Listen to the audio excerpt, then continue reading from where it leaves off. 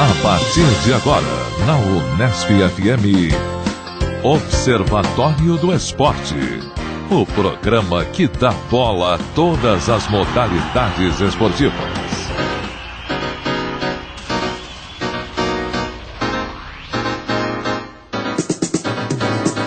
Olá, ouvinte da Unesp FM. Hoje é sábado, 22 de setembro de 2012. Começa agora o Observatório do Esporte. Eu sou Luiz Moraes. E eu, João Paulo Benini. No Observatório de hoje, informação e análise sobre os acontecimentos esportivos da semana. Vamos falar dos 90 anos da primeira transmissão de rádio no Brasil, ocorrido no dia 7 de setembro de 1922. Rádio esse que comemora o seu dia na próxima terça-feira, 25 de setembro. E para celebrar essa data, vamos conversar e debater sobre rádio e transmissões esportivas. Conversamos com Márcio Guerra, coordenador do grupo de pesquisa sobre comunicação e esporte da Intercom, Everaldo Marques e Fernando Nardini, integrantes da Rádio Estadão ESPN. Esses temas você acompanha agora no Observatório do Esporte. Aqui no Observatório, a informação vai além das quatro linhas.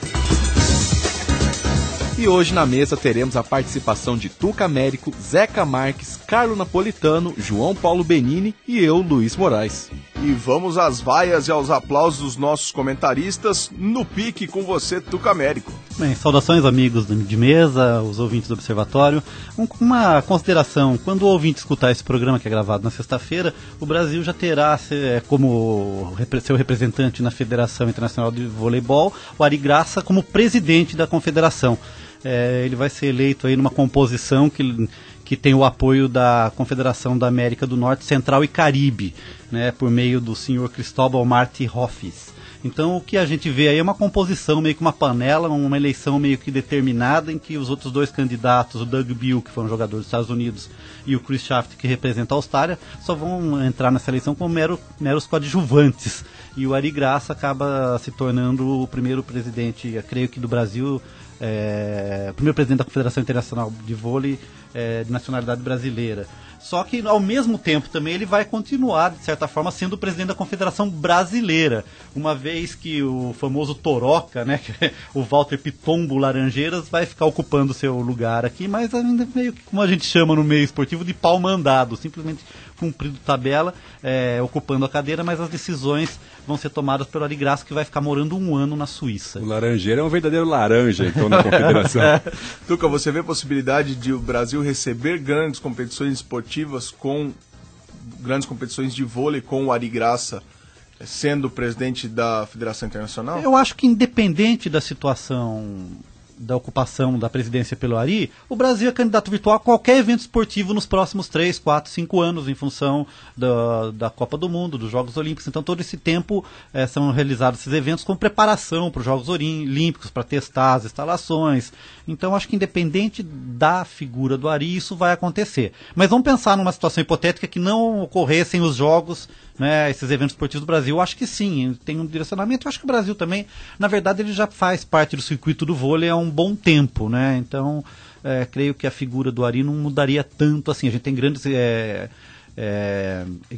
eventos esportivos na área do vôlei aqui desde a década de 80, né? A gente vale lembrar aquele famoso jogo do Brasil e Rússia no Maracanã. Então, Brasil e União Soviética. Na verdade era a União Soviética, bem lembrado. Tá, ok? Então, para fechar aqui, que hoje nós estamos com o tempo um pouco apertado, vou fazer uma sessão jabá aqui, um momento de propaganda explícita. Queria recomendar ao ouvinte já a segunda edição do livro do nosso companheiro de mesa, José Carlos Marques, O Futebol em Nelson Rodrigues, lançado pela editora da PUC. Então, parabenizar o meu amigo Zeca, né, Zeca? E a segunda edição já prova o sucesso do livro. Comentários? Muito obrigado pela lembrança. O livro estava esgotado já há alguns anos. E como se trata de uma editora universitária, a editora da PUC de São Paulo, não existe uma preocupação em comercialização, nem uma rede de distribuição. Mas eu fico feliz que eles propuseram aí uma nova edição com algumas correções e o livro pode ser encontrado, acho que, nas melhores casas do ramo. Tá, ok, é só isso. Vamos agora então para a vaia e o aplauso de Carlo Napolitano. Olá, Carlo. Olá, amigos ouvintes, amigos da mesa. Como palmeirense, hoje eu farei uma vaia à torcida do Palmeiras no comportamento do último final de semana, no jogo contra o Corinthians. A torcida demonstrou ali um desequilíbrio emocional geral, propiciando uma quebradeira no estádio do Pacaembu. Acompanhou o descontrole da equipe? E isso com certeza trará grandes prejuízos para o clube e para a equipe, né? Estava vendo esses dias no jornal que o clube terá que pagar R$14 mil de indenização à Prefeitura de São Paulo pela quebradeira das cadeiras e do alambrado. Para quem teve que pagar 1 milhão pro Filipão de rescisão, 1 milhão ou 2 milhões, as cifras variam. 14 mil é dinheiro de café.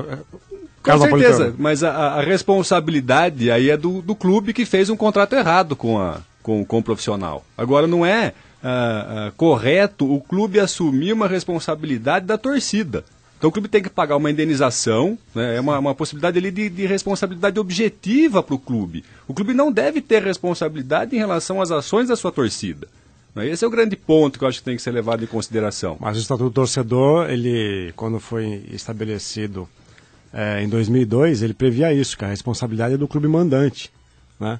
Então, o paradoxo é que a torcida se voltava contra a diretoria do Palmeiras, que vai ter que pagar a conta pelo que os torcedores fizeram. E além disso, uma previsão de suspensão de 20 jogos, né, que talvez o Palmeiras não possa mandar os próximos 20 jogos se ocorrer essa punição. Quer dizer, a torcida deveria ser excluída do estádio e não o time não poder jogar no seu local. Inclusive, aconteceu um fato semelhante com o Cruzeiro, no clássico com o Atlético, atiraram tudo quanto é tipo de objeto no gramado do Estádio Independência. O Cruzeiro tomou 5 jogos de gancho, está cumprindo já, não vai poder mandar os jogos num raio de 80 quilômetros em relação ao Estádio Independência, então vai ter que mandar na grande BH, e a gente sabe que o Cruzeiro perde muito da sua força. Mas eu acho não que jogando lá. Essas punições deveriam ser realizadas, as partidas deveriam ser realizadas em estádios com portões fechados, porque só aí o clube vai ser punido com a renda, vai ser punido com a falta de público, com a falta da sua torcida, e aí acho que é uma punição de fato, porque o Palmeiras vai ser punido, vai jogar onde? Presidente Prudente,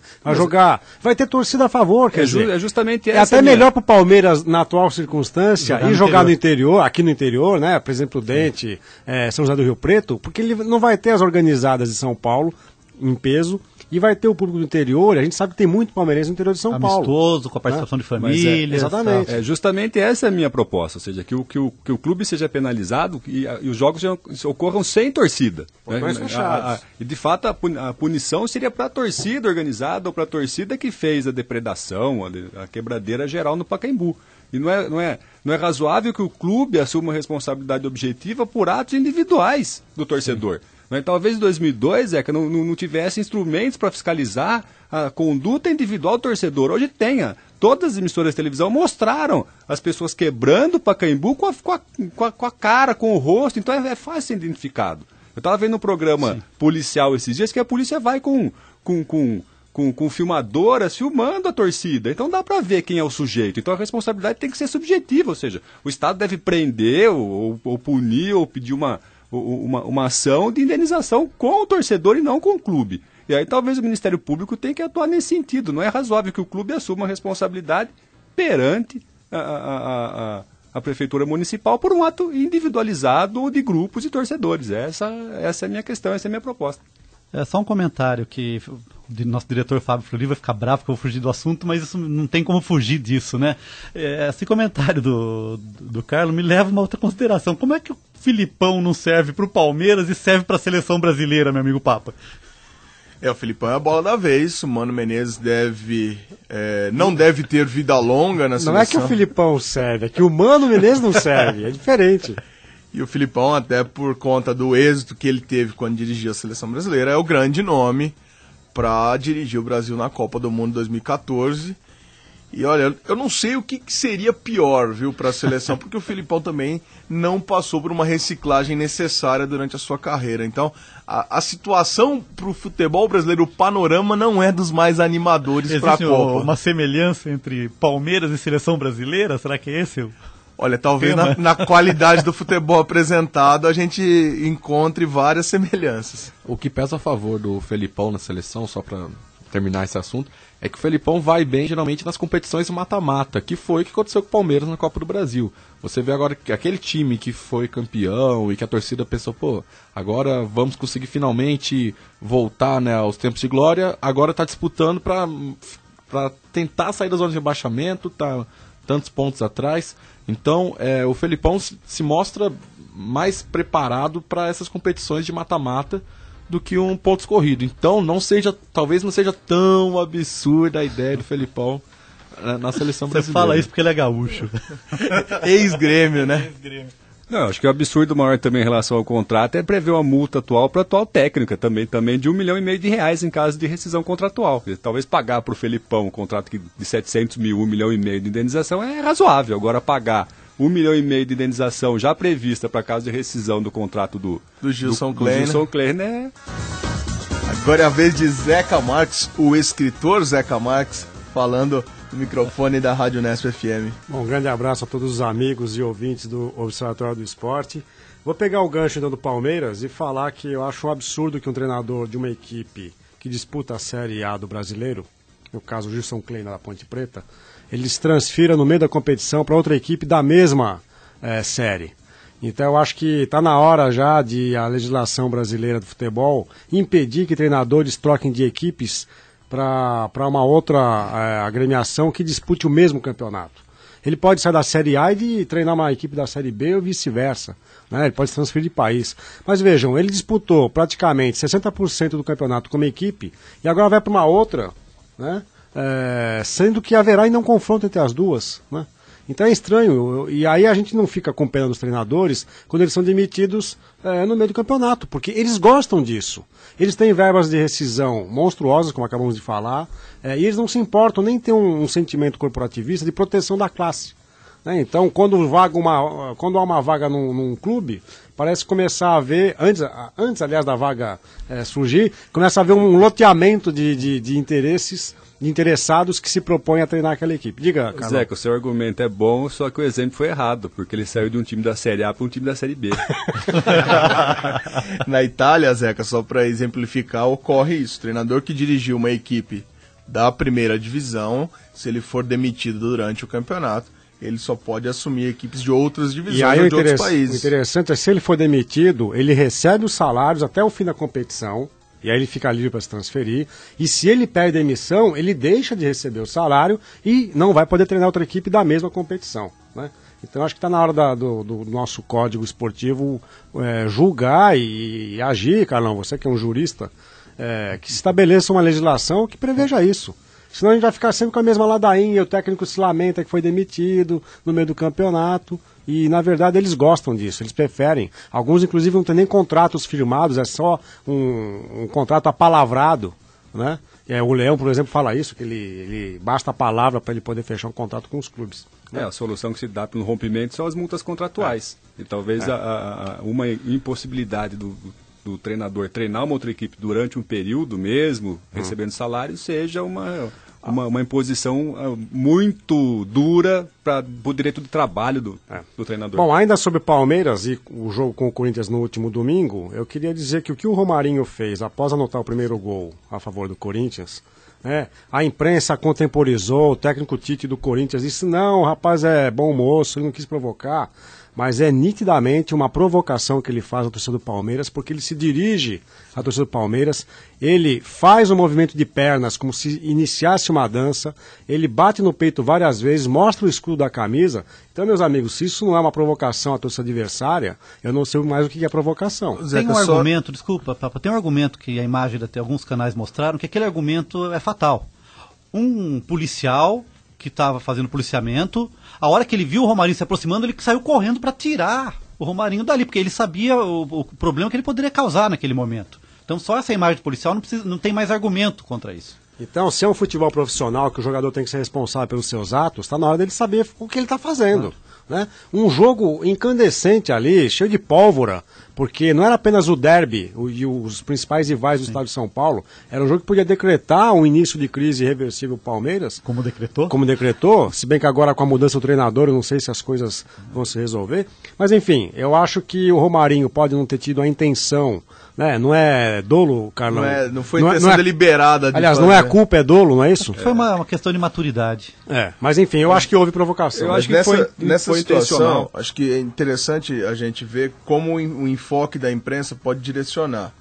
O Luiz Fabiano, no clássico contra o Corinthians, 2 semanas atrás, fez a imagem do Usain Bolt na frente da torcida do Corinthians e ninguém falou nada. Então, acho que a partir do momento que se estabeleça um código de conduta, aí nós podemos penalizar o Romarinho, o Luiz Fabiano ou quem quer que seja. Mas não achei que o Luiz Fabiano tenha sido assintoso com a torcida do Corinthians, porque aquele gesto, a princípio, não tem nada a ver com o Corinthians, não tem nada a ver com São Paulo, tem a ver com um velocista, uma alusão a quem tinha ganhado os 100 metros na Olimpíada de Londres.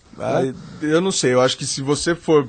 Aí fica muito subjetivo o julgamento e dificulta na hora de você penalizar. Exato, é subjetivo, se teve a intenção ou não. Então, não pode comemorar na torcida adversária, então vai lá pro canto, no caso do Pacaembu, vai lá naquele cantinho onde fica a torcida do time visitante e comemore lá ou não comemore. Agora, se você usar da subjetividade para pegar o lance do Luiz Fabiano e o lance do Romarinho, para mim a comemoração é semelhante. Papo, acho que o que o Tuca colocou é importantíssimo, ou seja, um policial que estava trabalhando no evento, ele percebeu o lance e imediatamente ele gesticulou para o Romarinho não se dirigir para aquele local.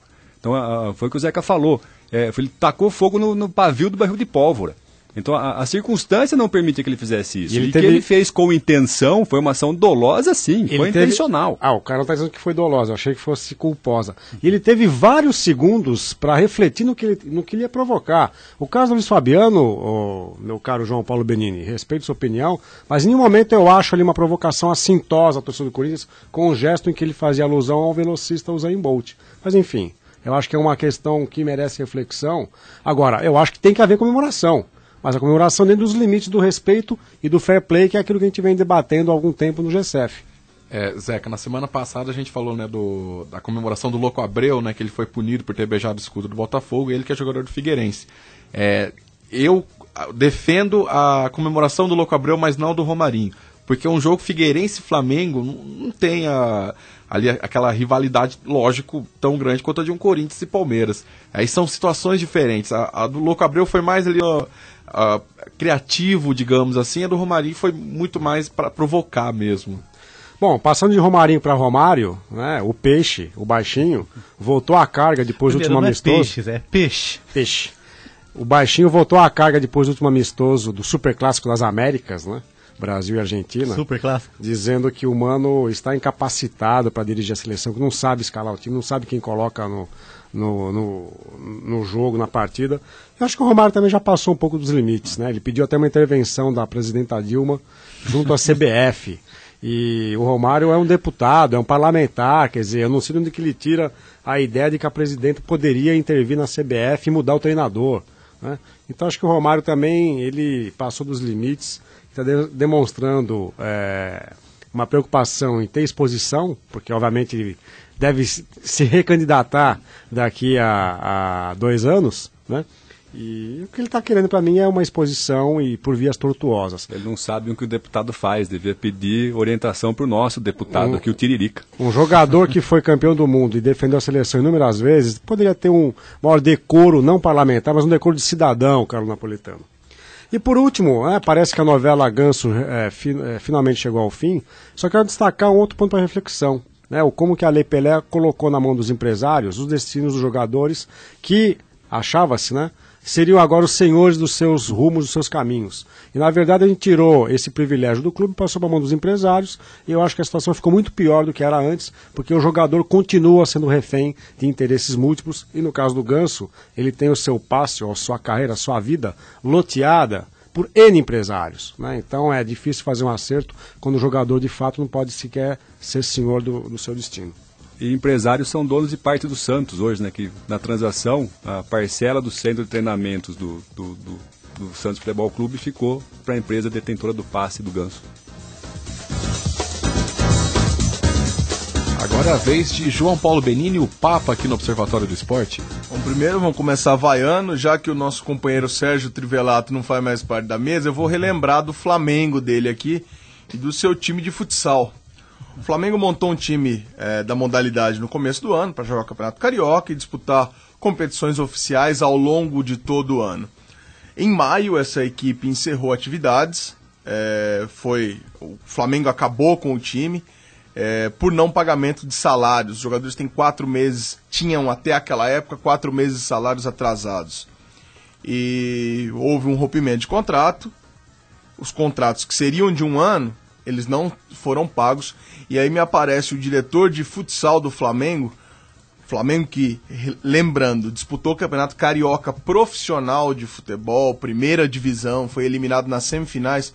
O diretor, senhor Vitor Zanelli, diz que o futebol adulto do Flamengo não é atividade profissional. O que os atletas recebem é ajuda de custo. Vamos pagar só até maio. Se um time disputa o Campeonato Carioca de Futsal, você pode até questionar a qualidade do Campeonato Carioca de Futsal adulto. Agora, não dá para falar que é um campeonato amador e que o atleta recebe uma ajuda de custo. Me desculpe, senhor Vitor Zanelli. Agora, o Flamengo é aquela coisa, em ano eleitoral, cria-se modalidade de tudo quanto é tipo, para deixar de cabide de empregos.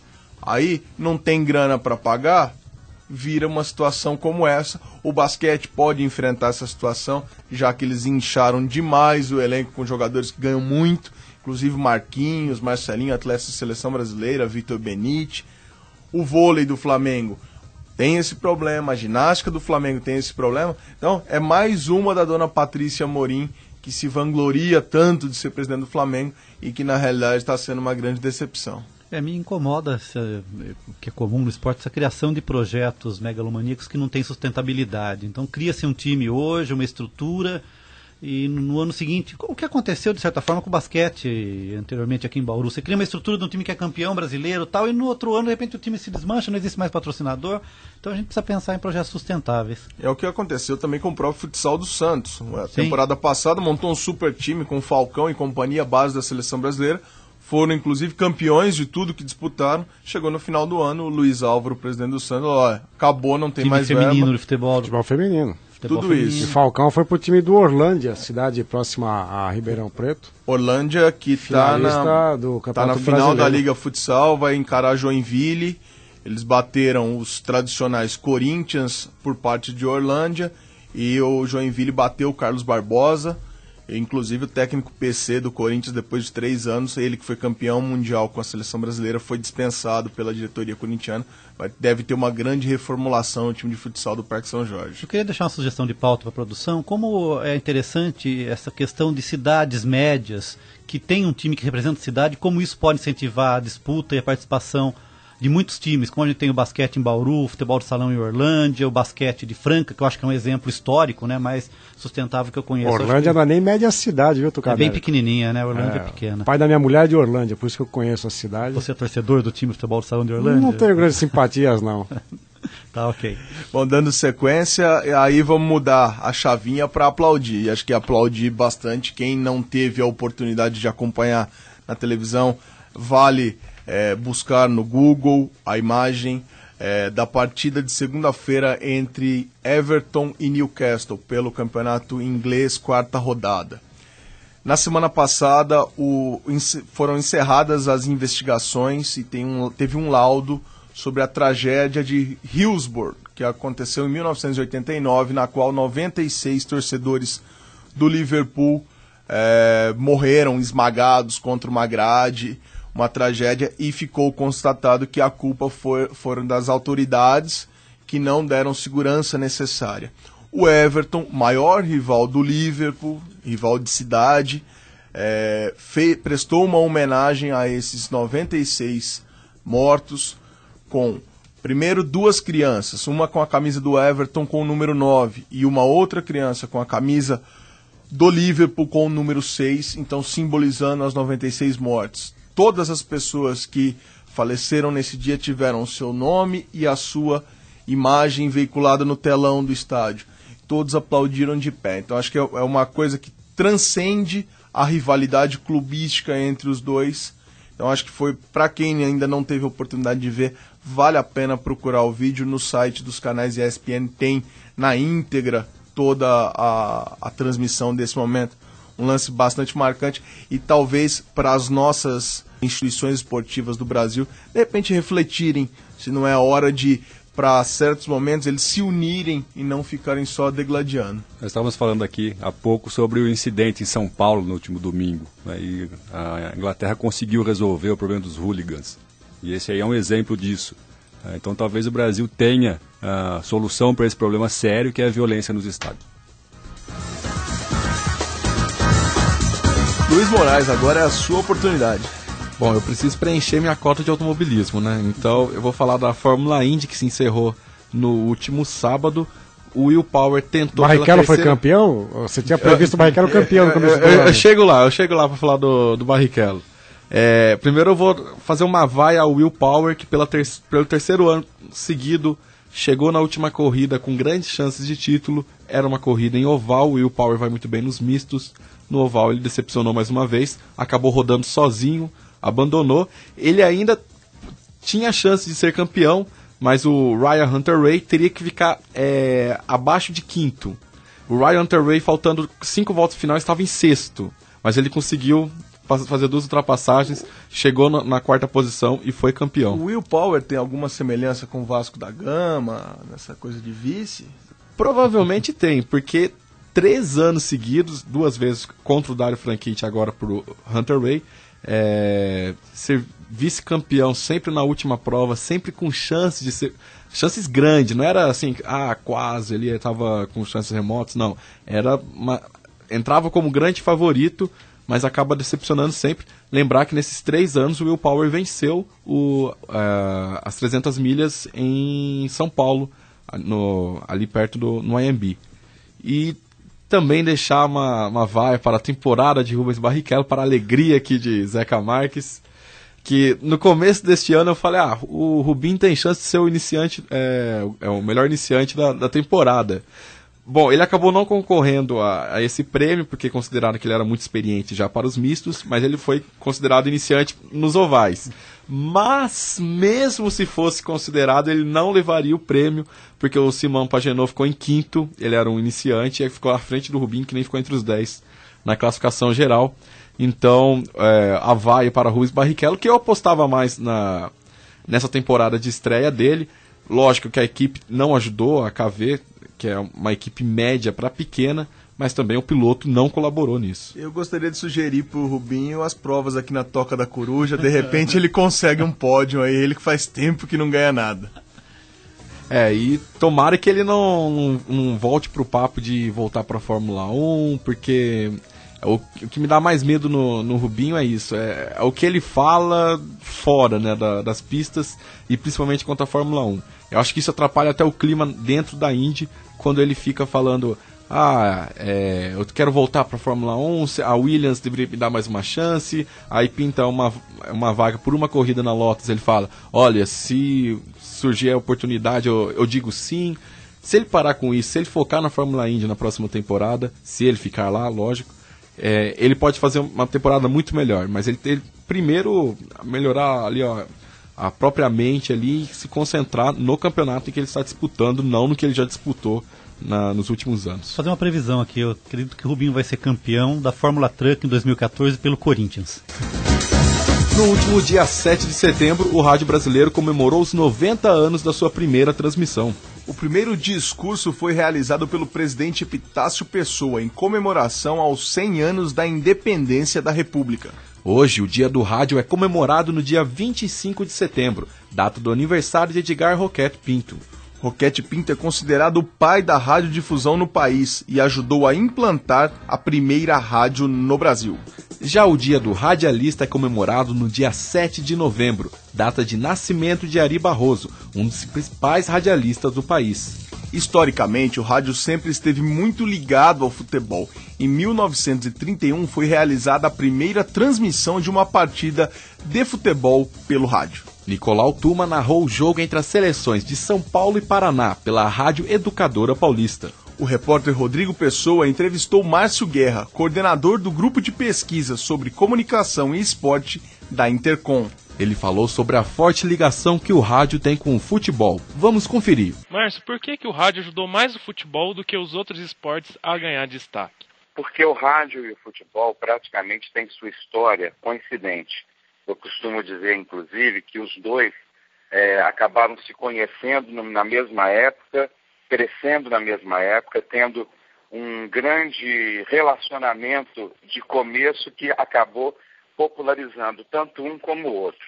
E a história dos dois é muito parecida, porque tanto o futebol como o rádio começaram vítimas de preconceito dos intelectuais, que sempre torceram o nariz para os dois, e aos poucos eles foram abrindo espaço para a popularização, para se tornarem, ter essa relação muito mais próxima. Tanto o rádio como o futebol também criaram, diante do público brasileiro, até mesmo pela narrativa radiofônica, dos espetáculos esportivos, mais especificamente do futebol, uma relação de identidade.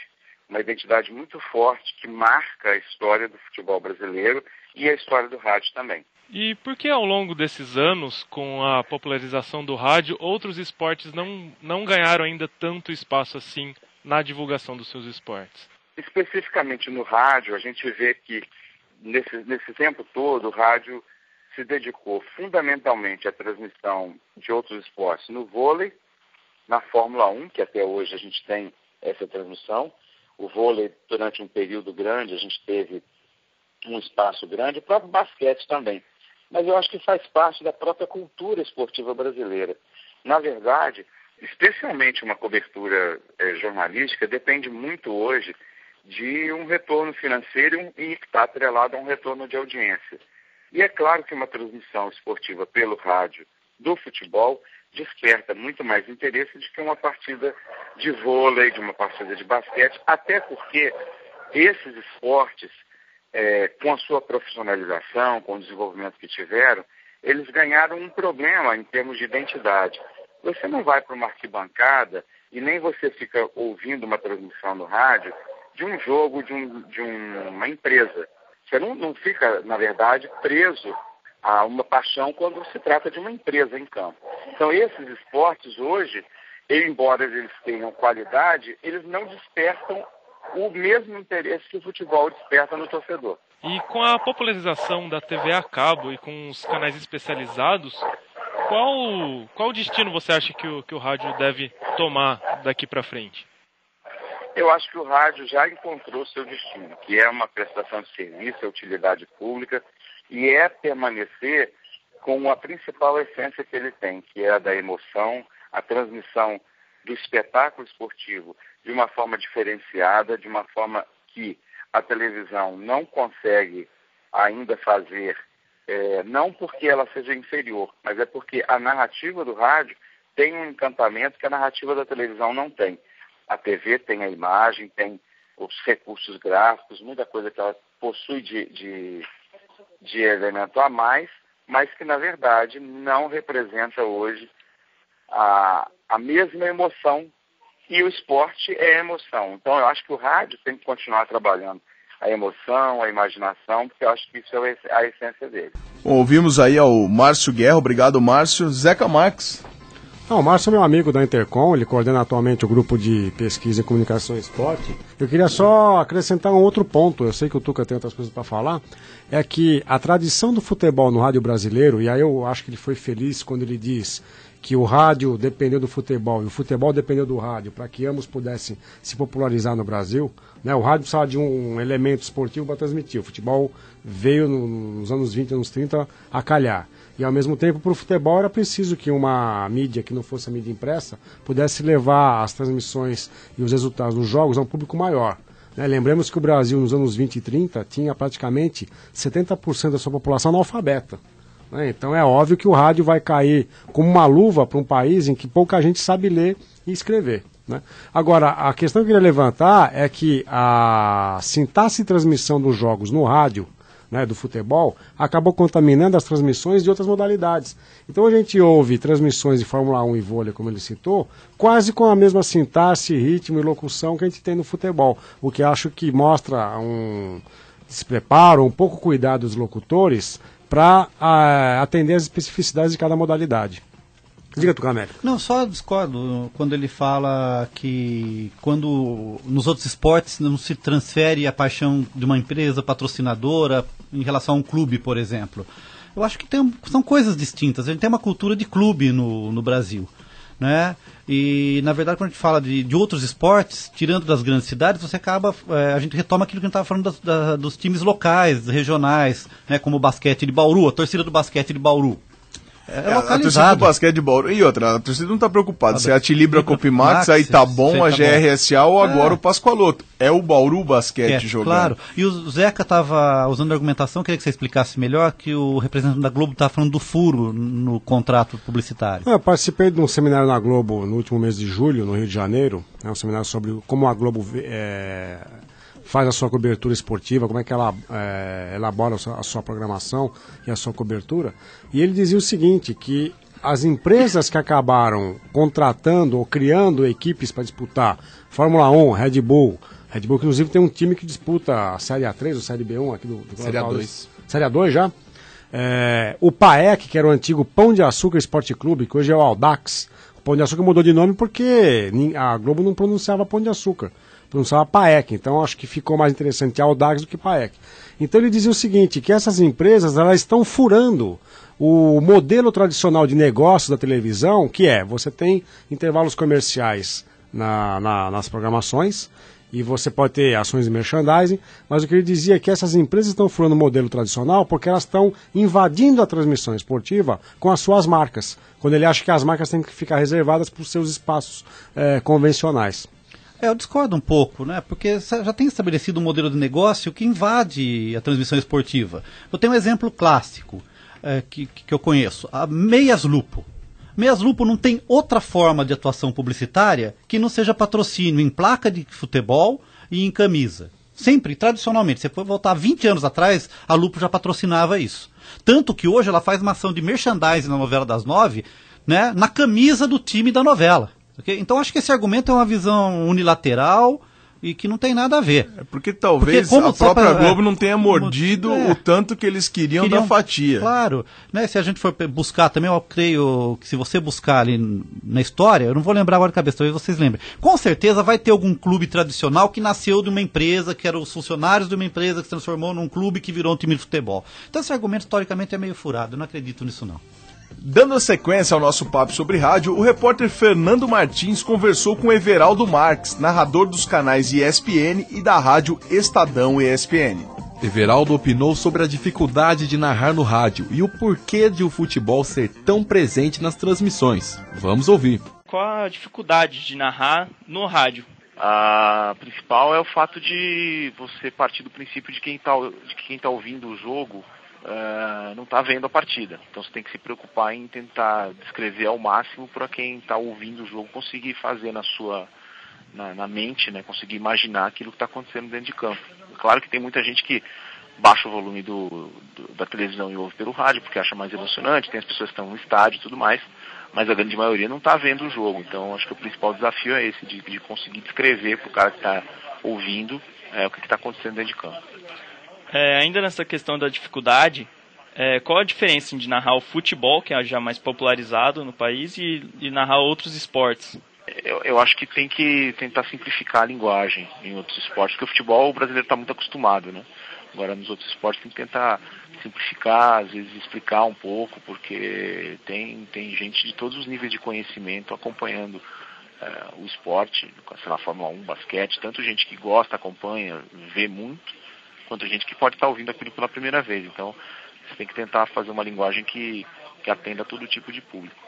Por que você acha que o futebol teve esse maior destaque? Por que outros esportes não são tão abordados pelo rádio? Porque o futebol é o esporte principal do Brasil, quer dizer, é o esporte que o brasileiro gosta. Eu costumo dizer que o brasileiro gosta mesmo de futebol. Nos outros esportes ele gosta de torcer para um compatriota. A gente vê momentos de popularidade da Fórmula 1, do tênis, da natação, muito atrelados a bons resultados de atletas brasileiros, lá com os 3 campeões mundiais de Fórmula 1, com o Guga, com o Cielo, etc. Agora, futebol não. Futebol você pode ser corintiano, são paulino, palmeirense, santista, estiver passando, sei lá, um jogo de terceira, quarta divisão, você está passando controle remoto, você para ali para ver 2, 3 minutinhos. Agora, os outros esportes depende um pouco do sucesso dos brasileiros. Jogos Olímpicos é um pouco isso, né? Tem muita gente que assiste só para torcer pelo Brasil. Então, acho que tem um pouco a ver com isso. Enquanto o futebol é um esporte que as pessoas acompanham independentemente da torcida por A ou por B. Quem também comentou o predomínio do futebol nas transmissões de rádio foi o apresentador da Rádio Estadão ESPN, Fernando Nardini, em entrevista ao repórter Gabriel Cortez. Por que você acha que o rádio esportivo no Brasil é tão voltado somente para o futebol? Eu acho que é cultural, cara. Eu acho que é cultural. Acho que tudo no Brasil é muito voltado ao futebol. Infelizmente, a cultura é essa. O brasileiro só quer saber de futebol. Quando muito, em época de Olimpíada, liga para outras modalidades. Mas nem assim liga. O brasileiro só quer saber de futebol, infelizmente. E por isso que o futebol domina tudo. Noticiário, tanto em TV quanto em rádio. Bom, sobre o que o Everaldo Marques e o Fernando Nardini acabaram aí falando aí pra gente, o Carlos Napolitano tem um comentário? Eu acho que o Everaldo está certo. Ou seja, a falta de visualização no rádio gera a possibilidade de você entender melhor a narração do jogo, porque o brasileiro conhece o futebol. E a maioria dos brasileiros não conhecem outros esportes. Ele não consegue imaginar o lance. Então, como só tem o áudio na narração pelo rádio, e a gente conhece bem o futebol, já faz parte da cultura, como disse o Fernando Nardini, então acho que fica mais fácil para o ouvinte perceber a dinâmica do jogo através do rádio. E por isso que talvez os outros esportes não tenham tanto espaço. Eu tenho uma outra... Concordo com você e tenho uma teoria ainda absurda para explicar isso. Né? Eu acho que é o seguinte, durante muito tempo a TV aberta, ela somente só transmitiu como esporte prioritário o futebol. A gente tem hoje uma possibilidade de mudança de cenário. Com a seção da classe C, a gente tem um aumento da venda de pacotes TV a cabo e que as pessoas começam a conhecer outros esportes via TV a cabo. Então eu creio que não vai ser uma mudança radical, mas eu creio que a gente tem a chance de ter por parte da audiência um conhecimento maior de outros esportes que hoje são veiculados via TV a cabo. Então, por exemplo, nosso amigo Luiz, que gosta de automobilismo, hoje ele tem uma oferta maior, né, na TV fechada, para poder acompanhar o esporte que ele gosta. Quem gosta de tênis pode acompanhar nos canais fechados as partidas de tênis. Então, quer dizer, você tem uma economia de nicho que pode movimentar esses outros esportes. Mas isso ainda eu acho que leva um tempo razoável para que possa efetivar. Eu fico imaginando como seria uma narração pelo rádio do curling. Haja criatividade. E na linha do que o Tuca está falando, eu acho que o que nós encontramos hoje para esportes que não sejam futebol é muito direcionado para algumas cidades que têm uma tradição maior em algumas modalidades. Então no sul do país, onde o futsal é muito forte, as rádios transmitem.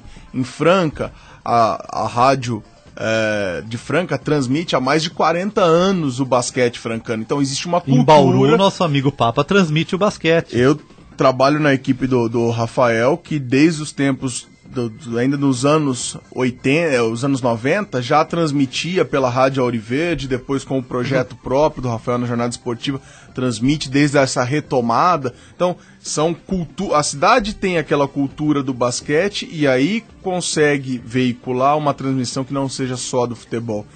E isso, com o advento da TV, acho que nós vamos conseguir que esse público, o basqueteiro, do vôlei, do futsal, ele seja alimentado, mais gente passe a acompanhar aquele esporte e talvez essas outras modalidades tenham o seu espaço também na grade das grandes rádios na transmissão esportiva do país.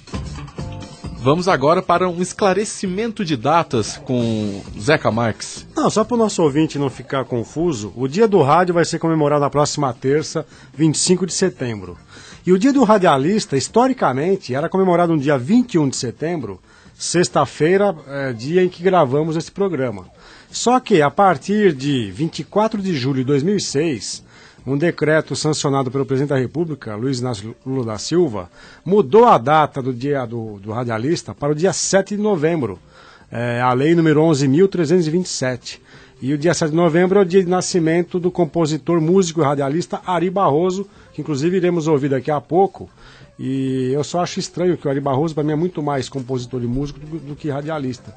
Então a gente teria, a princípio, né, dependendo das idiosincrasias do pessoal do rádio, dia 21 de setembro, que foi a última sexta, e o dia 7 de novembro, hoje, oficialmente, dia do radialista no Brasil.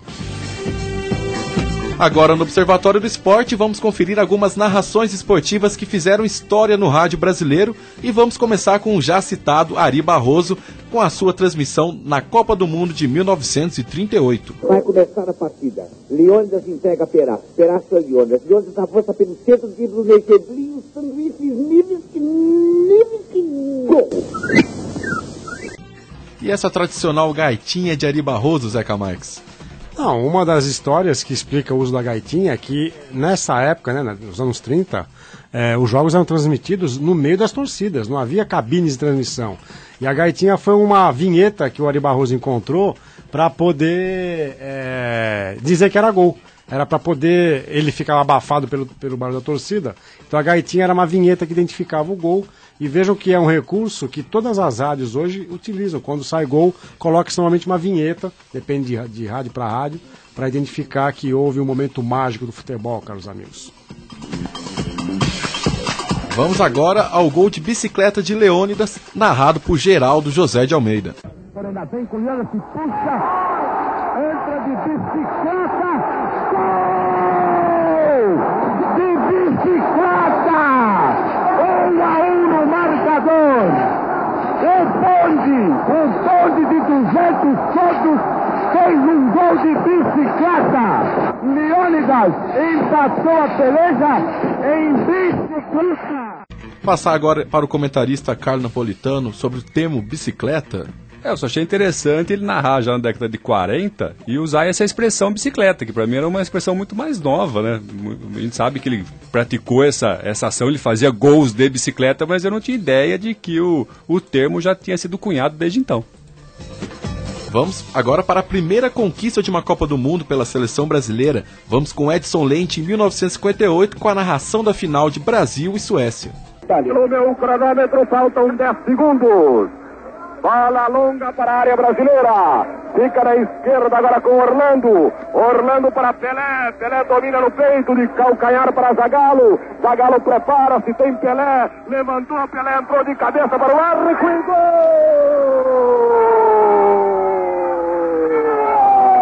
Pelé! Com uma cabeçada extraordinária marca o 5º gol do Brasil. Brasil campeão mundial de futebol. 2 gols de Vavá, 2 gols de Pelé, 1 gol de Zagallo.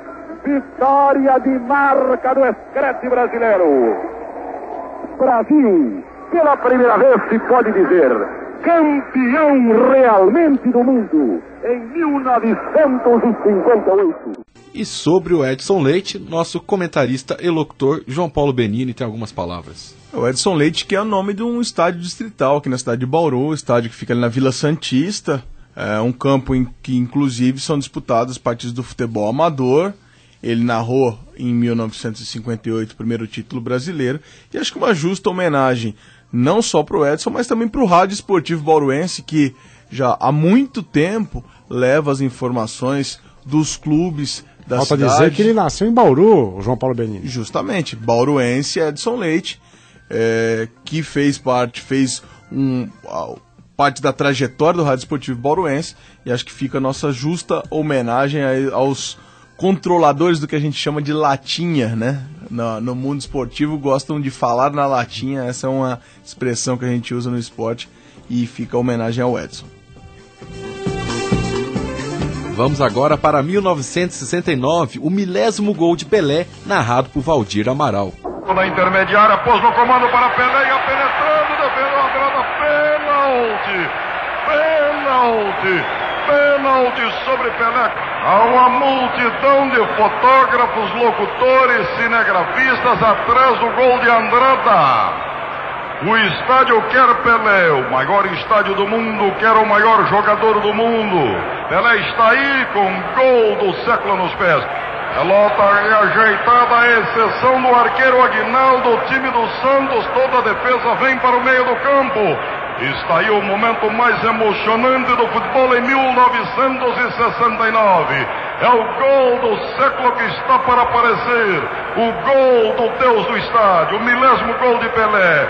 Atenção! Prepara-se Pelé para a cobrança. Caminha Pelé, chutou, gol de Pelé. Pelé, 1000 gols. Pelé, o mundo aos seus pés. Andrada é o arqueiro do rei. Pelé, 1000º gol. Pelé, o Deus do estádio. Pelé, uma esperança de gol, torcida brasileira. Essas 4 primeiras locuções foram retiradas do CD Histórias que o Rádio Não Contou, de Reinaldo Tavares, e agora vamos ouvir 2 que foram retiradas da internet, a começar com uma sugestão do palmeirense Carlo Napolitano, Corinthians e Ponte Preta de 1977, com locução de Fiore Giliotti. Esperança corintiana, tormento para a Ponte Preta. Prepara-se Zé Maria para levantar. Balão subindo, descendo. Cobrou, movimentada a bola. Acabou ficando na boca do gol. Confusão, entrou para quem bateu.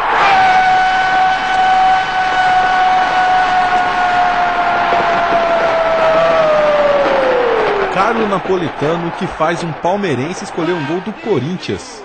Isso mostra a nossa imparcialidade aqui no programa. Mas de fato é uma lembrança da infância. Eu tinha um amigo, Ulisses, lá Mineiro do Tietê, que tinha um LP da final de 77. E eu sempre escutava com ele. Ele, como corintiano, fanático, eu gostava muito de assistir o jogo com ele. Também a lembrança de que o Fiore Giliotti é natural de Barra Bonita, uma cidade próxima, Mineiro do Tietê, então também foi essa a nossa sugestão. Pertence a Grande Bauru. O Fiore é a minha grande memória afetiva do rádio, da minha infância. Eu cresci ouvindo a Rádio Bandeirantes, o Fiore Giliotti. E o Fiore Giliotti é marcante também pro Tucamérico, porque esse gol Tucamérico, aliás, o Fiore não, esse gol é marcante na sua vida, porque no dia seguinte a dona Zezé não cancelou as aulas de Botucatu. Você lembrou da história, só errou o nome da inspetora de alunos. Existia uma inspetora de alunos que chamava Dona Dinda, que era uma corintiana notória, e no dia seguinte, a comemoração foi na segunda-feira, não houve aula na minha escola, porque houve uma revolução dos alunos, todo mundo pulando, gritando Corinthians nos corredores da escola, e a aula foi suspensa. Imagine isso em plena época da ditadura, alunos... A sexta-feira, o dia seguinte foi sexta-feira. Foi sexta-feira, então foi na sexta-feira de manhã. Então na sexta-feira de manhã não houve aula e eu, como palmeirense, voltei feliz para casa com a vitória do Corinthians por não ter aula no período da manhã. Ô Zeca, você falou que o Fiore é um dos seus narradores prediletos. Tem mais alguém? Uma menção honrosa ao Pedro Luiz e, no mesmo patamar do Fiore, Osmar Santos. Carlo Napolitano. Fiore Giliotti, sem dúvida. Tucamérico. Na minha lembrança maior do locutor esportivo, até por outros programas que ele apresentava, acompanhava sempre o Balancê, na antiga Rádio Excelsior, que era apresentado pelo Osmar Santos. E você, Luiz Moraes? Bom, graças à Batalha dos Aflitos, bem mais recente, 2005, Pedro Ernesto. E você, Papa? Bom, o meu também fica com o Osmar, e até por ter tido a oportunidade de conhecê-lo, mesmo após o acidente, acho que marcou demais a minha vida o Osmar Santos.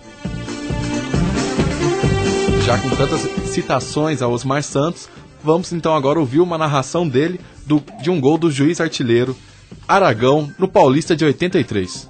Carlos Alberto Borges autorizado, capricha garotão, capricha que o placar não meteu, ajeita gorduchinho no terreno, bota a bola topper, a chuteira topper, bola topper, conversa com a menina que ela deita e rola gostosinho, ripa na chulipa, pima da gorduchinha, levantou bola perigosa, subiu o Serginho, Wagner subiu, tira dali de qualquer forma, voltou para o Jardim, tira o dedo lá, salva, não deu, entrou!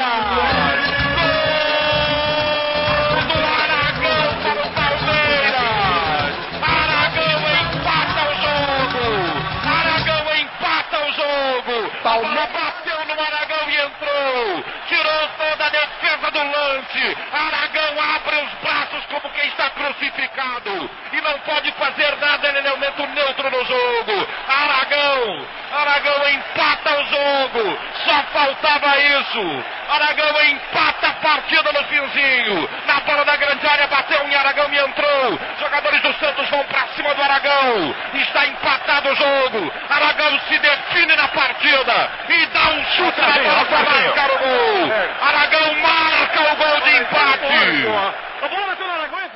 Bom, esse Aragão não é nenhum jogador do Palmeiras, era o árbitro José de Assis Aragão, e que, infelizmente, por uma infelicidade dele, a bola bateu, ele estava na linha de fundo, a bola bate nele depois de um chute do Jorginho, jogador do Palmeiras, e acaba entrando no finalzinho do jogo, decretando um empate com o Santos por 2-2. O Aragão, Carlos Napolitano, é um bom reforço para o Palmeiras nessa reta final do Campeonato Brasileiro? Já está sendo providenciada a contratação dele. Segunda-feira será anunciado. E aí a gente então termina essa série de narrações históricas do Rádio Esportivo Brasileiro em alto astral, fazendo também homenagem a todos os narradores e aos Mar Santos, que, como a gente pôde ver aqui, tem um cantinho especial nas nossas mentes e nos nossos corações.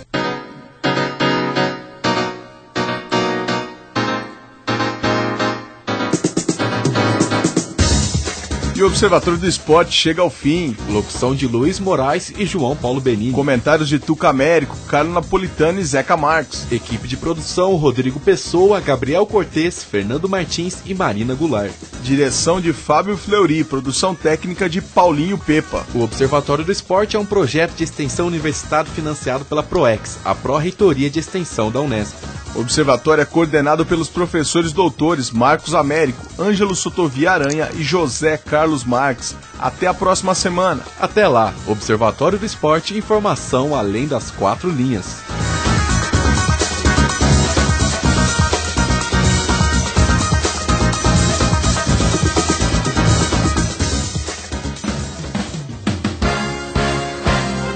A Unesp FM apresentou Observatório do Esporte, o programa que dá bola a todas as modalidades esportivas.